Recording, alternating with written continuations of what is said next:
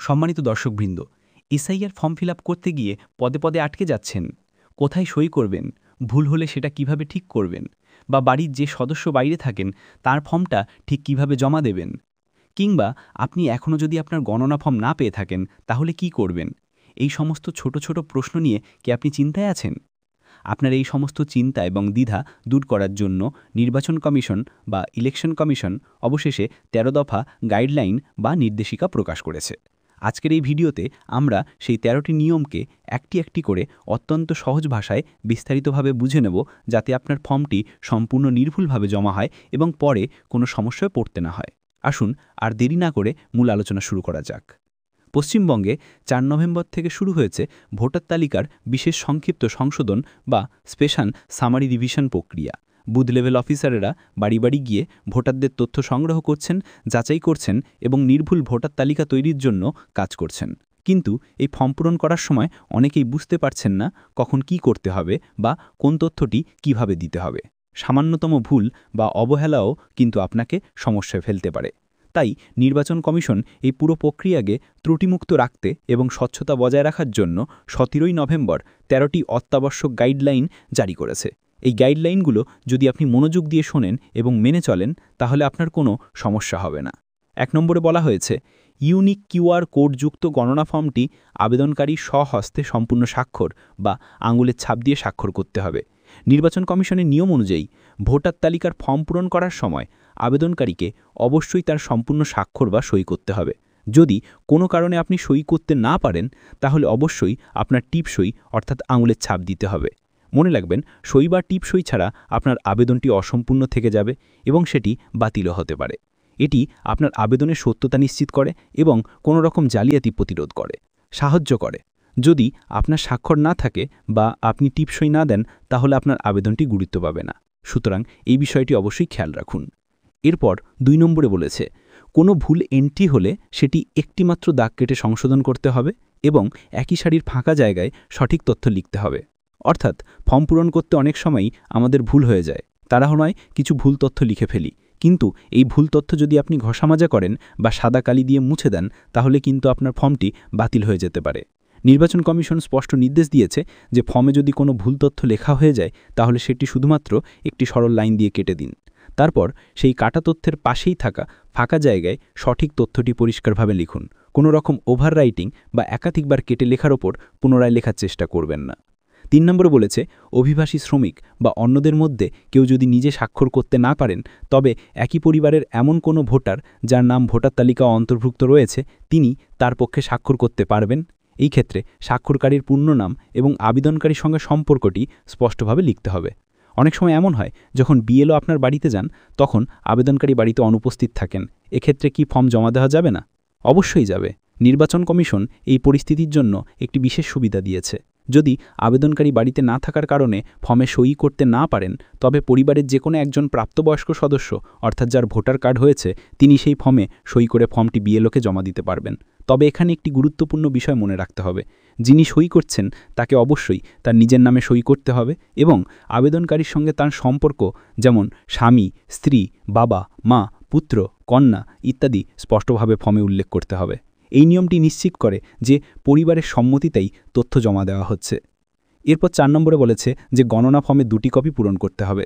অর্থাৎ যখন আপনি বিএলওর কাছ থেকে এসআইআর এর জন্য ফর্ম নেবেন তখন দেখবেন আপনাকে ২টি কপি দেওয়া হচ্ছে কিনা।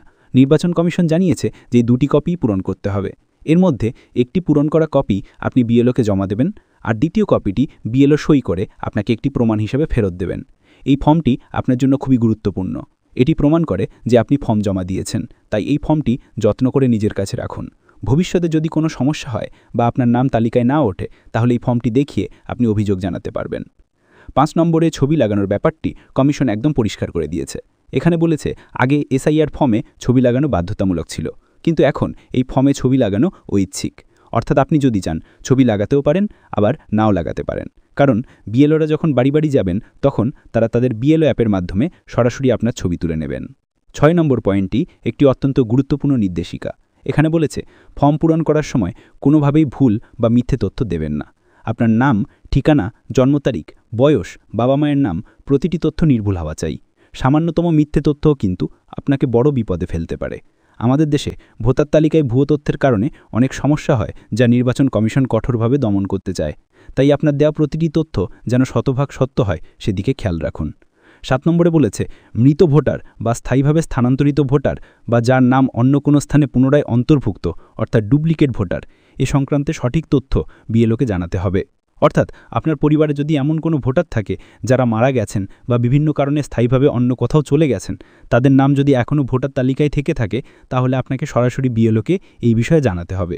আপনার এই সচেতনতাই একটি সঠিক ভোটার তালিকা তৈরিতে সাহায্য করবে। 8 নম্বরে বলেছে, বিএলএ যারা দিনে সর্বাধিক 50টি গণনা ফর্ম আবেদনকারীর পক্ষে বিএলওর কাছে জমা দেবে, তাদের সাদা কাগজে একটি ঘোষণাপত্র দিতে হবে যে ফর্মে প্রদত্ত তথ্য সত্য এবং ভোটার তাদের উপস্থিতিতে স্বাক্ষর করেছেন। সেই ঘোষণায় বিএলএদের ফোন নম্বর, ঠিকানা, পার্ট নম্বর এবং সিরিয়াল নম্বর উল্লেখ করতে হবে।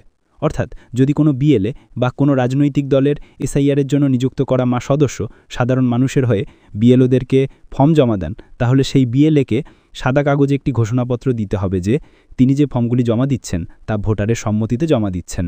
9 নম্বর পয়েন্টটি খুবই গুরুত্বপূর্ণ, তাই ভালো করে শুনুন। এখানে বলেছে, যদি আপনি মৃত বা স্থানান্তরিত ভোটার সম্পর্কে ভুল বা মিথ্যা তথ্য দেন, তাহলে আপনি চরম বিপদে পড়তে পারেন। এটি একটি গুরুতর অপরাধ। নির্বাচন কমিশন এই ধরনের মিথ্যা তথ্যের বিরুদ্ধে কঠোর ব্যবস্থা নেবে। 1950-এর 31 ধারা অনুযায়ী মিথ্যা তথ্য প্রদানকারীকে 1 বছর পর্যন্ত কারাদণ্ড বা জরিমানা বা উভয় দণ্ডেই দণ্ডিত করা হতে পারে। তাই কোনো রকম মিথ্যা তথ্য দেওয়ার থেকে বিরত থাকুন এবং শুধুমাত্র সঠিক তথ্য দিয়েই ফর্ম পূরণ করুন। আপনার সামান্য ভুল বা উদ্দেশ্য প্রণোদিত মিথ্যাচার আপনাকে বড় আইনি ঝামেলায় ফেলতে পারে। এরপরের পয়েন্টে বলেছে, শুধুমাত্র সাধারণ মানুষই নয়, যদি কোনো বিএলও নিজেও ভুয়া রিপোর্ট দেন, তাহলে তিনিও বিপদে পড়বেন। নির্বাচন কমিশন বিএলওদের উপরও কঠোর নজর রাখবেন। 1950-এর 31 ধারা অনুযায়ী যদি কোনো বিএলও অসত্য রিপোর্ট দেন বা তার দায়িত্ব পালনে অবহেলা করেন, তাহলে তাকেও শাস্তি পেতে হবে। এই নিয়মটি নিশ্চিত করবে যে বিএলওরাও তাদের দায়িত্ব নিষ্ঠার সাথে পালন করবেন এবং কোনো রকম পক্ষপাতিত্ব বা ভুল তথ্য দেবেন না। 11 নম্বরে বলা হচ্ছে, আপনারা যে ফর্ম পূরণ করছেন তাতে আপনার সই, নথি এবং প্রতিটি তথ্যই এখনও ডিজিটালি সংরক্ষিত থাকবে। নির্বাচন কমিশন সম্পূর্ণ প্রক্রিয়াকে ডিজিটাল করার উপর জোর দিচ্ছে।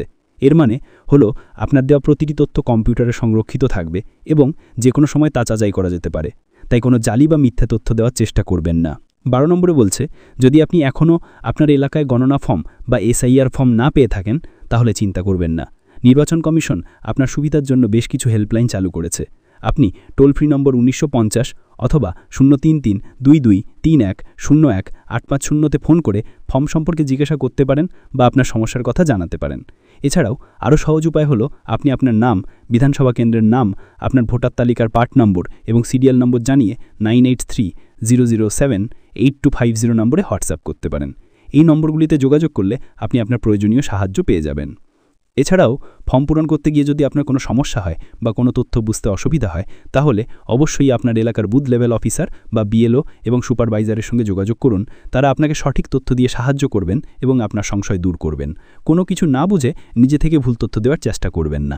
বিএলও এবং সুপারভাইজাররা এই কাজের জন্য প্রশিক্ষিত এবং তারাই আপনাকে সবচেয়ে ভালো সাহায্য করতে পারবেন। তাদের সঙ্গে যোগাযোগ করে আপনার সব প্রশ্ন জেনে নিন এবং একটি নির্ভুল ফর্ম পূরণ করুন। তো এই ছিল আজকের ভিডিও। আমরা আজ ভোটার তালিকা সংশোধনের 13টি গুরুত্বপূর্ণ গাইডলাইন সম্পর্কে বিস্তারিত আলোচনা করলাম।